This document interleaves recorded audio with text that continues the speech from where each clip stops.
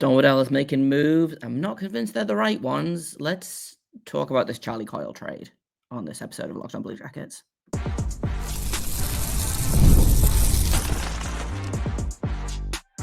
You're Locked On Blue Jackets, your daily podcast on the Columbus Blue Jackets, part of the Locked On Podcast Network, your team every day. Hello, welcome to Locked On Blue Jackets, part of the Locked On Podcast Network, your team every day. I am, as always, your host, Jay Foster, here to give you the good, the bad, and the ugly about your favorite team and mine, the Columbus Blue Jackets. Don Waddell made a trade. It wasn't the one that any of us wanted, I don't think. They missed out on Noah Dobson and have decided to trade a second-round pick next year, a third-round pick this year, and, a 2027 second-round pick, a third-round pick this year, and prospect Gavin Brindley for Charlie Coyle and Miles Wood. I wasn't thrilled about this I wasn't thrilled by this trade immediately, even before I knew the return and Miles Wood was coming along as well. Charlie Coyle is a fine third-line center, which feels a little bit like the Blue Jackets already have a third-line center. I don't know if he is going to be a replacement for Corrali. I don't know if the plan is that makes room for a roster pick, a roster player getting moved for somewhere else. For example, Cole Sillinger, who I think is probably going to go to Calgary for Rasmus Anderson, but we'll talk about that if and when it happens. In a vacuum, getting Charlie Coyle is fine. He's making about 5.25 million this year as a UFA. After that, Miles Wood is making $2.5 million for the next 4 years and is a fourth line player. He had 8 points in 37 games this season, had 26 points in 74 last season. I don't understand why he was included. The Avs needed cap space. They needed cap relief. They freed up about $7.5 million by making these two moves, a little bit over. And the Blue Jackets paid them for the privilege of doing so. I hate that they gave up Brindley in this trade. I might be biased, but he was one of my favorite prospects in the entire organization. I think that putting him, obviously he didn't have a great year in Cleveland because he broke his hand at the beginning of the year and it took him a while to get going. It was his first year pro. And this idea of selling on a prospect before you even really know what you've got to get two aging players that are not going to be there when the window opens, right? Charlie Coyle is 33 years old. He's going to be 34 at the end of this deal. Miles Wood is 29 years old. He's going to be 33 at the end of this contract. I don't understand. I understand the Charlie Coyle, bringing Charlie Coyle in. I don't understand paying 2 picks and a very good prospect for that. Especially one that, 2 years removed from the draft, is one of Adam Fantilli's best friends. They were money together in the NCAA, and to move on from him before seeing if they can recreate that magic in the NHL just seems really premature to me. Charlie Coyle is a right shot center, which the Blue Jackets have been looking for. So I understand that.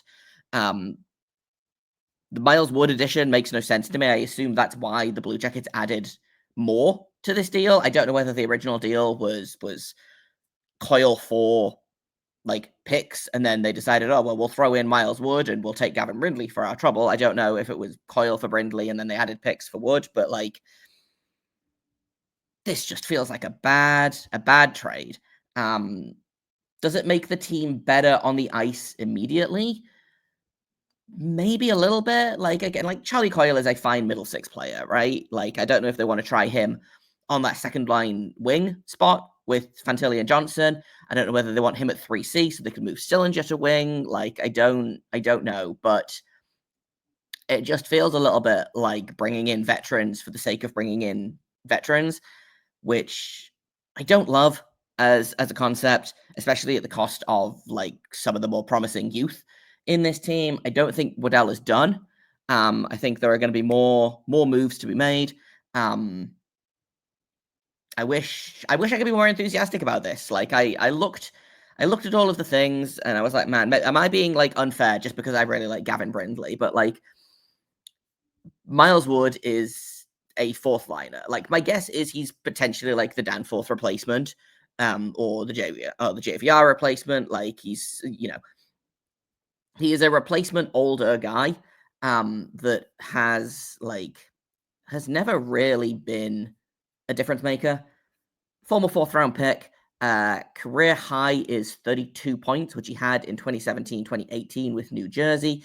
Has been with Colorado for the past 2 seasons. I don't know, just 182 points in 513 NHL games over 11 years. It just doesn't make sense to me. Coyle makes more sense. Like I said, he's a right shot center. Had 34 points this season, split between the Bruins and the Avalanche. Is decent on the penalty kill, which is fairly important. I think if the Blue Jackets want to improve on the penalty kill, they need to get players that actually know how to penalty kill, right? And he's a quote unquote good veteran. But just for the amount that the Blue Jackets paid, it doesn't make sense to me. It does, and like nothing about this move really makes sense to me beyond bringing in a right shot center. That I understand. I'm not even mad that it's specifically Charlie Coyle, right? But adding to this trade and giving up the amount that they did, like, yes, you've got to give up to get good players, but it just feels so unbalanced. And I don't. You know what it feels like, actually? And it doesn't make sense that it feels this way. And again, maybe this is recency bias. It feels a little bit like making moves to try to win now out of impatience, potentially, out of pressure from above.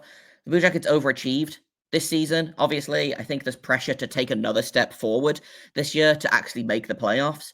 And it feels a little bit like they're trying to force a playoff spot this year while sacrificing potential future pieces. Coyle will probably be a fine player on the team this year. Miles Wood is a fourth line player, right? My guess is that what Miles Wood does is blocks the path to the NHL for example, a Mikhail Pucha, who is going to be knocking on the door this year, or a Luca Delbo Belouz, Obviously, Woodell's not done. He might have more up his sleeve. But if this is the kind of trade that's happening, like I'm not super enthusiastic about any other trades that could be made, right? Like, and we're not going to get like super into the Dobson thing. I'm disappointed that we missed out. I'm frustrated that he went to the Habs, obviously. I'm frustrated that it sounds like the asking price was so much higher because the Blue Jackets are in division with the Islanders, right? Like the final 2 first-rounders plus Emil Heineman is so much less than 2 first-rounders plus Voronkov plus another roster player or a prospect or whatever, that I'm not mad at Waddell for saying no, right? Like that would have been a stupid trade to make. Like that's too expensive for Noah Dobson. But it feels like, okay, well, we were super in on Dobson and now we're going to pivot and like not panic necessarily, but I don't know. The more I think about it, the more I'm like, well, Sillinger's going to Calgary for Rasmus Anderson. They're going to re-sign Rasmus Anderson to a David Severson-like contract. And the Blue Jackets are just going to keep going with this spiral of almost being good and then taking a step back, and almost being good and taking a step back. Maybe I'll be wrong. And I don't necessarily think that this trade is going to be like the downfall of the organization or whatever. I realize that it sounds very melodramatic at the minute, but it felt like a trade that didn't need to be made, especially when you look at like the situation that the Avalanche were in. They had, I think, a $1.2 million in cap space, and I think like still needed to re-sign some guys. I'm just gonna see if I can pull up the page. Yeah, it's already changed. So now they have 8.9, almost $9 million in cap space. So they had 11 forwards, 5 defensemen, and 2 goaltenders with $1.2 million of cap space, near enough. So like I get like they needed that cap space to do something, and I'm very, very surprised that we gave up instead of being like, well, we'll take your contract, but we want something else for that, right? So I don't know what Waddell's plan is. I'm starting to get a little bit wary about it. I have been a fairly big Waddell defender since they hired him. Again, I'm not mad at Waddell for failing to land Noah Dobson. I think the Islanders were going to ask more than he was worth, and that's fine. This trade has me concerned about what's going to happen going forward. It feels very much like, and the thing about Gavin Brindley as well, and I'll wrap this up in a second, is Gavin Brindley is what, like 5'9"? He's not the best skater in the world. That's what this is, right? He's a Jarmo Kekalainen draft pick. Waddell doesn't have the attachment to him. It's the same as the Jiricek trade, right? He didn't have the attachment to Jiricek because it wasn't his draft pick. It's his organization now, and I think we're probably going to see more trades like this where they move out Kekalainen draft picks or Kekalainen chosen prospects to put more of a Waddell spin on the organization, which might work out fine and might not, and I'm not convinced that, but by this trade anyway, I'm not convinced that we should give him the benefit of the doubt necessarily the next time this happens. So we'll see. Like I said, not thrilled about this trade. It's not the end of the world. It is emotionally for me because I really like Gavin Brindley as a prospect, but there's going to have to be some really good moves to kind of undo the kind of nothing burger that this was. We'll probably have more news coming for you, and we'll have draft news tonight, obviously, as and when the picks are made. If they are made, I would expect that they probably are going to be made since losing out on Dobson. My guess is that they're probably going to take at least one of those picks to the draft floor. But if there's more trades, we'll bring you that update. If there's picks, we'll bring you those updates, and we'll have a full episode tomorrow kind of breaking down tonight in the draft for you. I've been Jay Foster. You can find me on Blue Sky at JAKOBFORSTER. You can find the show at LO_Blue Jacket on Twitter and LO-Blue Jacket on Blue Sky. Thank you for listening. Until later tonight, probably, make sure you stay locked on.